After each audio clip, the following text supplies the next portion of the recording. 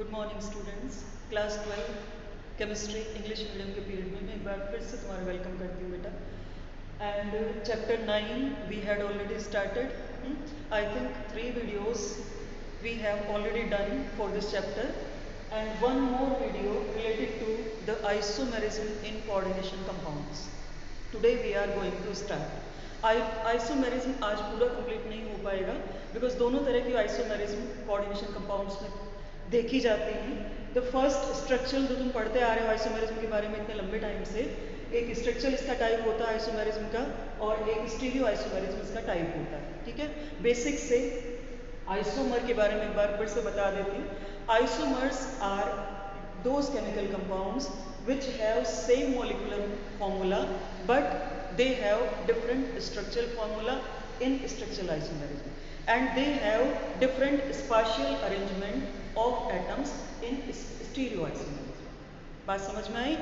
उनका molecular formula तो एक ही होता है लेकिन उनके डिफरेंट स्ट्रक्चर्स बनाए जा सकते हैं और वो डिफरेंट स्ट्रक्चर किसी एक प्रॉपर्टी को लेकर बनाए जाते हैं।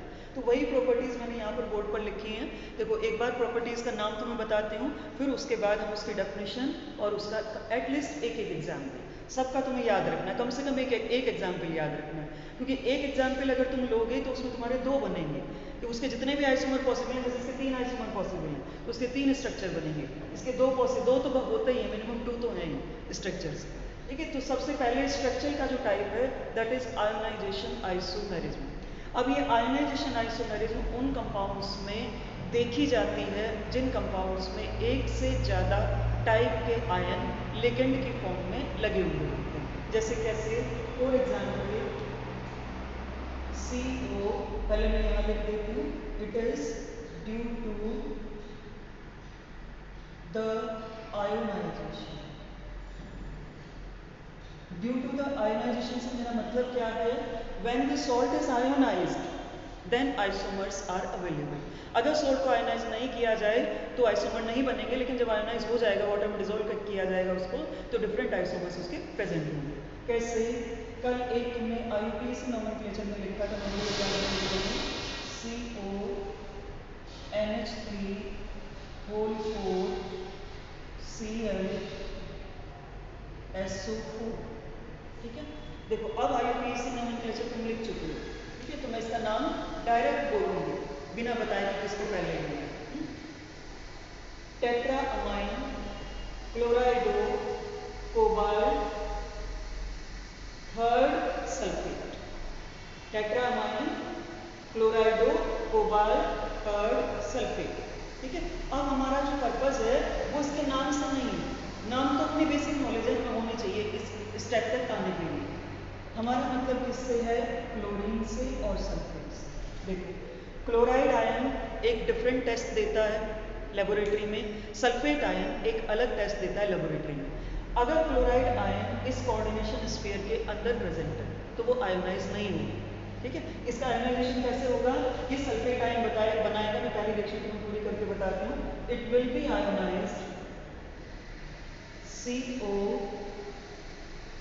NH3 whole 4 Cl will remain inside plus 2 plus SO4 minus 2 sulphate ion बनेगा। बात समझ में आ गई? क्योंकि सल्फेट आयन अलग से लगा हुआ है, it is not the part of coordination sphere. तो कोऑर्डिनेशन स्फीयर के बाहर जो भी चीज़ है वो आयोनाइज हो जाती है। जैसे ही वाटर में डिजोल्व किया जाएगा सॉल्ट को, immediately the ionization will take place. अच्छा, अब क्योंकि क्लोराइड तो बाहर निकला नहीं है तो उसका टेस्ट हम नहीं कर सकते, हम सल्फेट का टेस्ट कर सकते हैं। अगर हम इसमें बेरियम क्लोराइड का सोल्यूशन डाल दें तो बेरियम सल्फेट का व्हाइट प्रेसिपिटेट आ जाएगा। ठीक है, बेरियम क्लोराइड का हम सोल्यूशन डाल रहे हैं, ध्यान से सुनना मेरी बात। बेरियम क्लोराइड का हम सोल्यूशन डाल रहे हैं तो क्लोराइड बेरियम क्लोराइड के साथ टेस्ट नहीं देगा, क्योंकि ऑलरेडी क्लोराइड उसमें प्रेजेंट है तो उसके साथ टेस्ट नहीं देगा। उसके साथ टेस्ट कौन देगा? सल्फेट देगा। तो बेरियम क्लोराइड मिलाने पर सल्फेट का व्हाइट प्रेसिपिटेट आ जाएगा।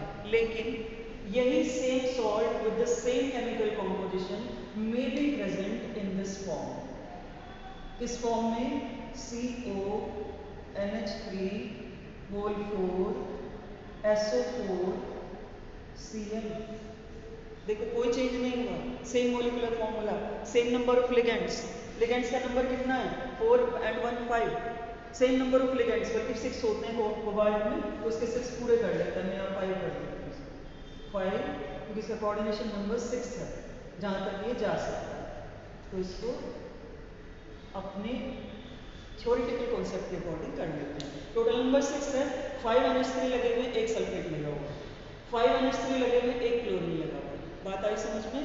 देखो इस बार जो आयनाइज होगा वो आयनाइज क्या होगा, chloride will remain outside and sulphate will remain inside the coordination sphere.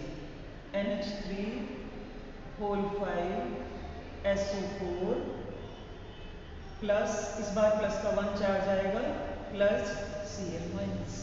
बात आ गई समझ में?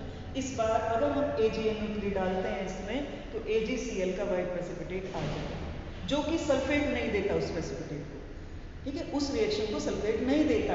तो यहाँ पर अगर AgNO3 ऐड कर दिया जाए, मैं यहाँ पे लिख देती हूँ, अगर AgNO3 ऐड किया जाता है तो हमारे पास AgCl का वाइट प्रेसिपिटेट आ जाता है, वाइट PPP। और अगर यहाँ पर BaCl2 ऐड किया जाए इस सॉल्यूशन में तो हमारे पास BaSO4 का वाइट प्रेसिपिटेट आ जाएगा। ये बात समझ में आई?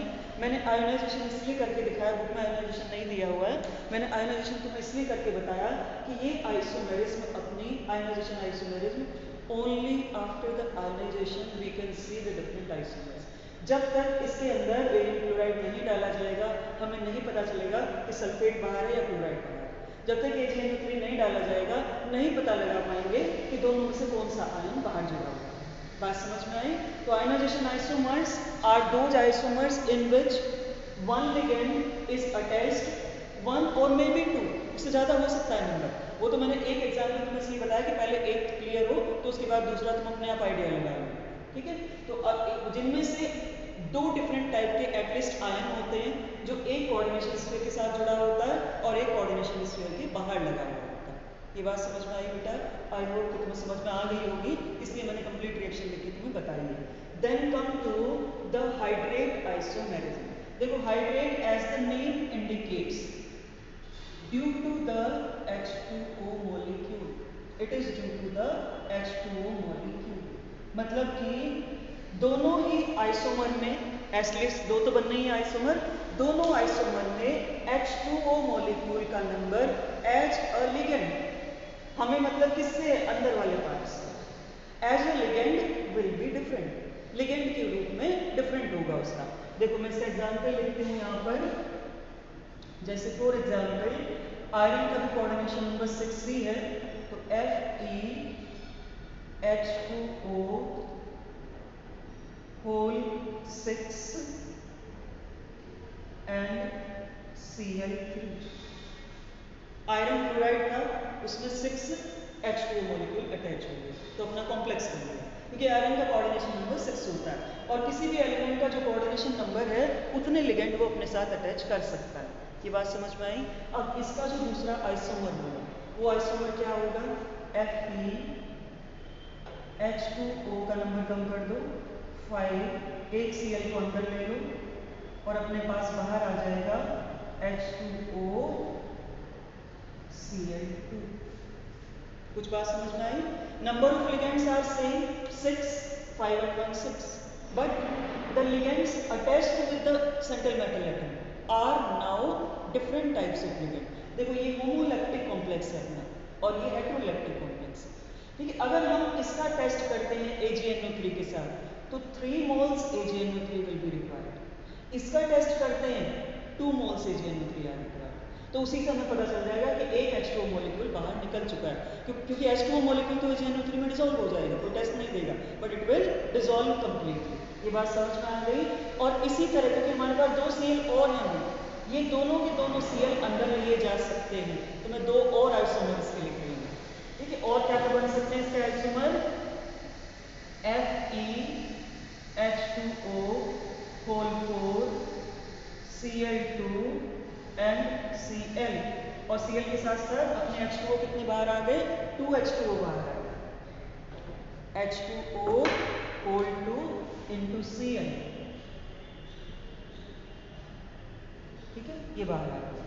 उसके बाद आओ फिर एक और लिखा जा सकता है जिसमें ये वाला Cl भी अंदर चला जाए, FeH2O होल 4 Cl3 नहीं होल 3 क्योंकि टोटल नंबर 6 रखना है, Cl3 और H2O होल 3। बात आई समझ में? ठीक है, कितने बन गए टोटल? 4।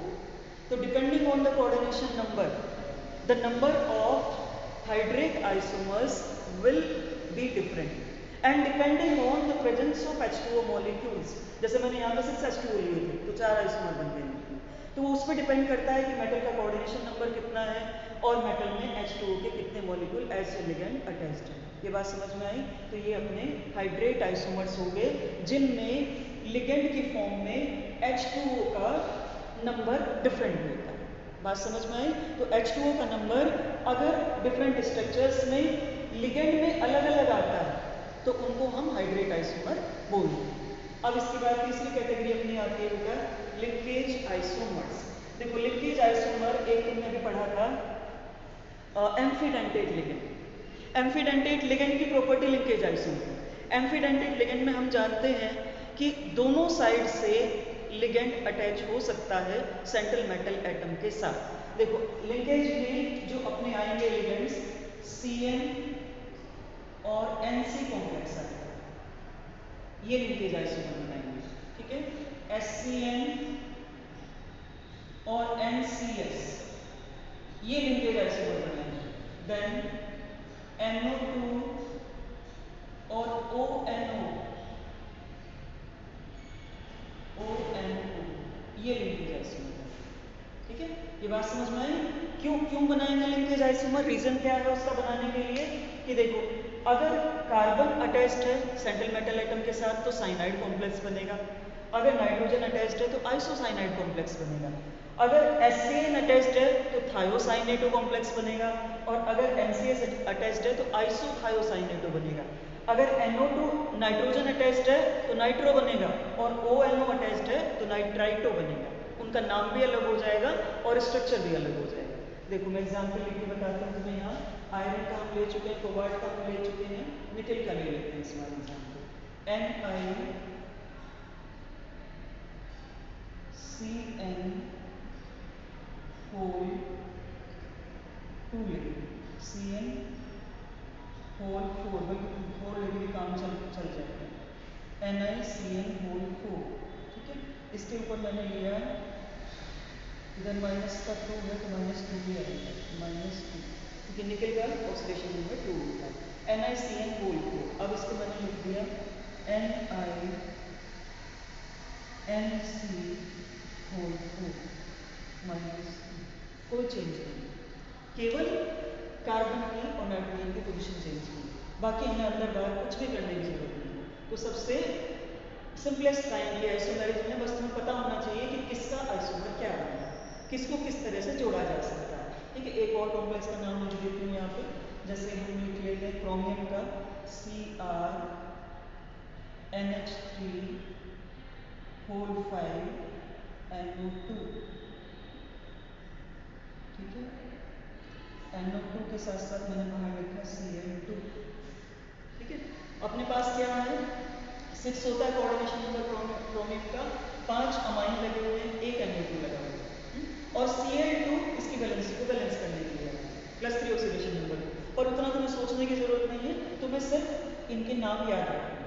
ठीक है, अच्छा अब NO2 की जगह ONO करना है बस, CrNH3 whole 5 ONO and major bracket Cl2।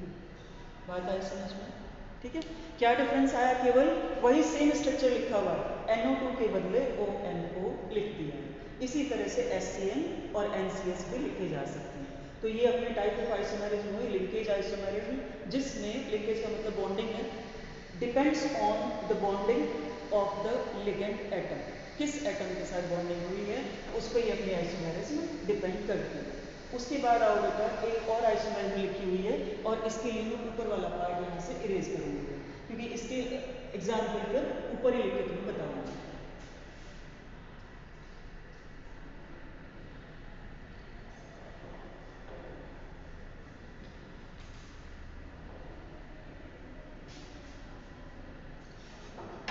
देखो अब हम आ गए हैं नंबर 5 पर, लिगेंड आइसोमेरिज्म।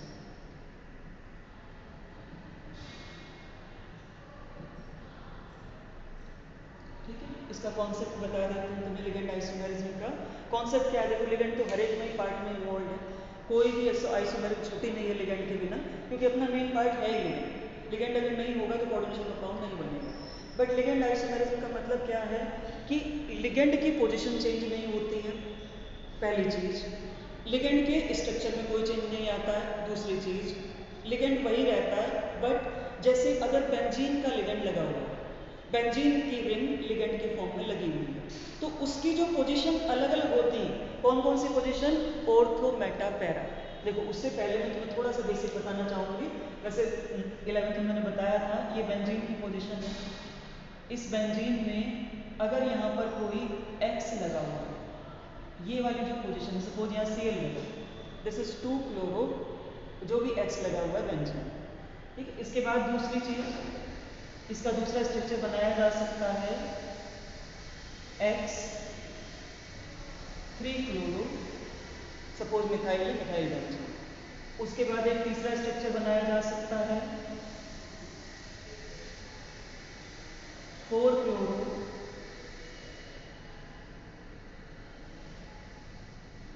Methyl benzene. देखो ये पोजीशन हुई अपनी 1 2 1 2 3 1 2 3 ठीक है, लिगेंड में कोई चेंज नहीं आया। Number of chlorine atom will remain same, number of other atoms are same, only the position of atom on the ligand will change, इसीलिए नाम लिगेंड आइसोमेरिज्म दिया गया है। अब इसका मैं एग्जांपल लिख रही हूँ, एक CrNH3O5 NH3O5, यही को लिखते हैं।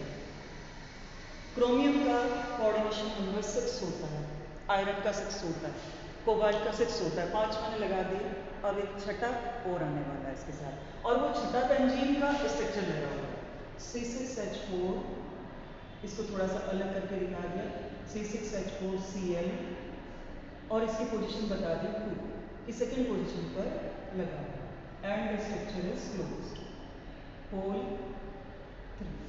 ये एक कंपाउंड का स्ट्रक्चर। ठीक है, हमें मतलब किससे है? इससे बिल्कुल मतलब नहीं, CrNH3O5 सेम ही रहेगा। इससे मतलब है केवल ये नंबर चेंज होगा। 3 आइसोमर बनेंगे इसके, 2 वाला बन चुका है, उसके बाद 3 वाला बनेगा, उसके बाद 4 वाला बनेगा। ठीक है, तो मैं तीनों स्ट्रक्चर लिख रही हूँ, देन सेकेंड यहाँ लिख देती हूँ CrNH3O5 C6H4Cl3 होल 3। एक और स्ट्रक्चर बनेगा CrNH3O5 C6H4Cl3 में बना चुके हैं 4 bracket and whole. Got it? समझ में आई बात? कहाँ पे चेंज आया? बेंजीन का अगर कोई कंपाउंड एज ए लिगेंड लगा हुआ है, जैसे क्लोरोबेंजीन लगा हुआ है यहाँ पे, इसको बोलते हैं क्लोरोफिनाइल ग्रुप, ये क्लोरोफिनाइल ग्रुप लगा हुआ है, तो यहाँ पे 2 क्लोरोफिनाइल लगा है, यहाँ पे 3 क्लोरोफिनाइल लगा है, और यहाँ पे 4 क्लोरोफिनाइल लगा है। ठीक है, तो जो लिगेंड लगा हुआ है उस लिगेंड के स्ट्रक्चर में चेंज आ रहा है। एग्जैक्टली लिगेंड में कोई चेंज नहीं आ रहा है, उसमें एटम की पोजीशन में चेंज आया है, तो this is called ligand isomerism. ये बात समझ में आई बेटा? एक बार सारों को मैं वापस रिपीट कर देती हूँ, बस एक लास्ट वाला बचा हुआ है अपना, नहीं लास्ट में 2 बचे हुए हैं, कोऑर्डिनेशन वाले 2 बचे हुए हैं। देखो अब आते हैं कोऑर्डिनेशन के 2 टाइप दिए हुए आइसोमेरिज्म में। कोऑर्डिनेशन आइसोमेरिज्म क्या है? सेम कोऑर्डिनेशन नंबर के जो डी ब्लॉक एलिमेंट, अगर उनको एक साथ मिला दिया जाए तो कई बार ये देखा जाता है कि उनके जो लिगेंड है, उनके साथ जो लगे हुए लिगेंड है, वो इंटरचेंज हो जाते हैं, आपस में चेंज हो जाती है पोजीशन उनकी। जैसे कैसे चेंज हो जाती है, मैं यहाँ पे लिख रही हूँ स्ट्रक्चर इसका कोऑर्डिनेशन का, कोऑर्डिनेशन आइसोमेरिज्म।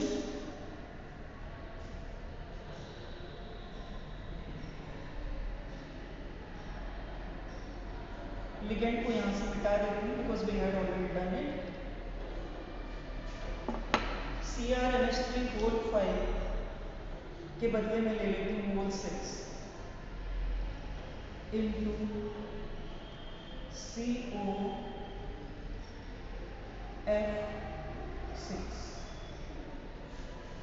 ठीक है, क्या है ये पूरा का पूरा कॉम्प्लेक्स। इसमें क्रोमियम का कोऑर्डिनेशन नंबर भी 6 होता है, कोबाल्ट का कोऑर्डिनेशन नंबर भी 6 होता है। क्रोमियम के साथ 6 NH3 लगे हुए हैं, कोबाल्ट के साथ 6 फ्लोरीन लगे हुए हैं। अपना जो दूसरा आइसोमर बनेगा जिसको हम कोऑर्डिनेशन आइसोमर बोलेंगे, फ्लोरीन क्रोमियम के साथ आ जाएगा, NH3 कोबाल्ट के साथ चला जाएगा। बात समझ में आई? दोनों के कोऑर्डिनेशन नंबर सेम होने से लिगेंड की पोजीशन चेंज हो जाएगी। F6 CONH3 ठीक है। कोबाल्ट का अमाइन कॉम्प्लेक्स बन जाएगा और क्रोमियम का क्लोराइड कॉम्प्लेक्स बन जाएगा। ये बात समझ में आई? ये दोनों एक दूसरे के कोऑर्डिनेशन आइसोमर हैं। मैं साइड में मेंशन भी कर देती हूँ, सेम कोऑर्डिनेशन नंबर होना जरूरी है। Same coordination number is required. ठीक है, इसमें हम निकल का कॉम्प्लेक्स साथ में नहीं ले सकते हैं। रीजन, उसका कोऑर्डिनेशन नंबर 4 होता है। सिल्वर का नहीं ले सकते, कोऑर्डिनेशन नंबर 2 होता है। तो बात इसमें केवल वही कॉम्प्लेक्सेस लिए जा सकते हैं जिनका सेम कोऑर्डिनेशन नंबर है और एक के साथ एक ही लिगेंड अटैच्ड है। जैसे इसके साथ NH3 था तो NH3 सीधे सीधे इंटरचेंज हुआ, इसके साथ फ्लोरीन था, फ्लोरीन सीधे सीधे इंटरचेंज हुआ। ये बात समझ में आई?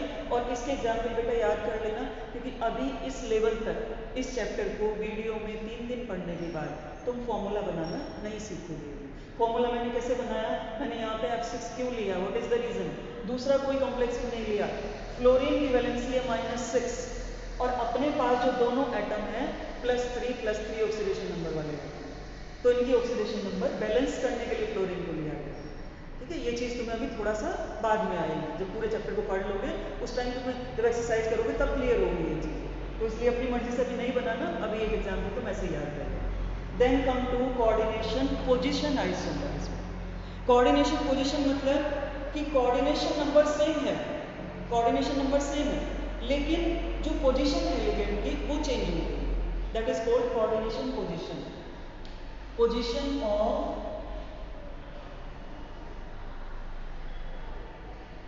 ऑफ लिगेंड, यहाँ पे लिगेंड की पोजीशन चेंज हुई है, एटम की नहीं, लिगेंड चेंज।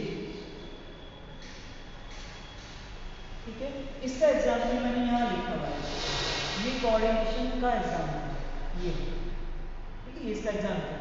इसमें मैंने 2 स्ट्रक्चर बनाए हुए हैं, देखो स्ट्रक्चर एग्जाम्पल में कोबाल्ट लिया है। यहाँ पे कोबाल्ट में इधर अमोनिया के 4 मॉलिक्यूल्स अटैच्ड है, इधर अमोनिया के 2 मॉलिक्यूल्स अटैच्ड हैं और इसके साथ Cl2 लगा हुआ है। अब तुम बोलोगे कि अभी तो आपने बताया था 6 अटैच होना जरूरी है, वो कंप्लीट 6 ही हो रहा है। देखो एक NH लगा हुआ है, एक O लगा हुआ है और बुक में इसको NH2 लिखा है, बुक में इसको O2 लिखा है।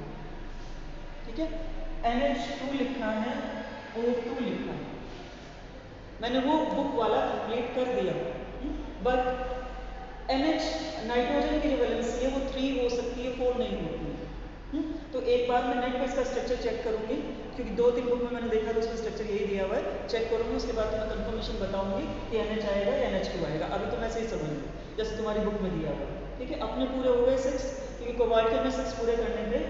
4 NH3 कोबाल्ट के साथ लगे हुए हैं, ये O2 भी कोबाल्ट के साथ लगा है, ये NH2 भी कोबाल्ट के साथ लगा हुआ है, टोटल मिला के 6 हो गए।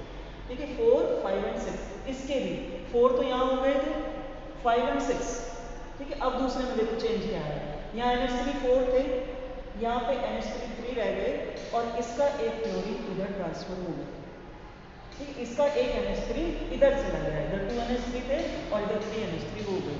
मतलब कोऑर्डिनेशन पोजीशन चेंज हुई है, केवल लिगेंड की पोजीशन चेंज हुई है, coordination number is same, the atom is also same. D block का एटम भी सेम ही है, कोबाल्ट है, दोनों तरफ कोबाल्ट है, कोबाल्ट ही है, कोबाल्ट ही मिला के एक कॉम्प्लेक्स स्ट्रक्चर बना रहा है कोबाल्ट के 2 एटम मिलकर एक कॉम्प्लेक्स स्ट्रक्चर दे रहे हैं। अब उस कॉम्प्लेक्स स्ट्रक्चर में थोड़ा सा चेंज हो जाता है लिगेंड की पोजीशन को लेकर, कि यहाँ Cl लगा था, ये Cl इस तरफ आ गया और यहाँ से NH3 इस तरफ चला गया। So this is called coordination position isomerism. ये बात समझ में आई? देखो एक बात सिर्फ फिंगर्स पे रिवाइज करते हैं इसको। Isomerism is of two type, structural and stereo. मैंने लिखा था बट वो इरेज करना पड़ा, स्ट्रक्चरल एंड स्टीरियो, ठीक है। Then we today studied about the structural isomerism. Stereo को कल पढ़ेंगे, क्योंकि पूरा स्टीरियो में थोड़ा सा और ज़्यादा समझने वाली चीज़ है। स्ट्रक्चरल में हमारे पास थे आयोनाइजेशन आइसोमेरिज्म, उसके बाद hydrate isomerism, linkage isomerism, then coordination isomerism और ligand isomerism and coordination position isomerism. Definition में एक बार बता चुकी हूँ, आज नोट्स तुम्हारे पास आ जाएंगे, नोट्स में एक बार सबकी डेफिनेशन पढ़ लेना। कहीं पर भी कोई भी प्रॉब्लम फेस करते हो immediately you can send your question. और एक दो बच्चों के कल फ़ोन आए थे तो मैं रिप्लाई नहीं कर पाई हूँ, आज मैं उन बच्चों के फ़ोन रिप्लाई कर दूँगी, ठीक है, किस वजह से उन्होंने कॉल किया था, ठीक है, क्योंकि तुम्हारा कोई कॉल करने का फिक्स टाइम नहीं होता है। इट इज़ 8:30 to 12:30, उस टाइम मैं स्कूल में ही होती हूँ। कोई भी इन्फॉर्मेशन तुम्हें चाहिए तो स्कूल से पूछ के बताई जा सकती है। तो अगर कॉल करना है तो उस ड्यूरेशन में कॉल किया करो, उससे पहले कॉल करोगे उसके बाद कॉल करेंगे तो मुझे स्कूल में कॉल करना पड़ेगा कुछ भी पूछने के लिए, ठीक है। जो भी इंस्ट्रक्शन है, जो भी गाइडलाइन है स्कूल की तरफ से है, तो इस चीज़ को समझ के चलो and hope soon you will start coming to the school. अभी नहीं आ रहे हो लेकिन थोड़े टाइम के बाद मुझे पूरी उम्मीद है कि एटलीस्ट 10th 12th स्कूल आना स्टार्ट हो जाएगा।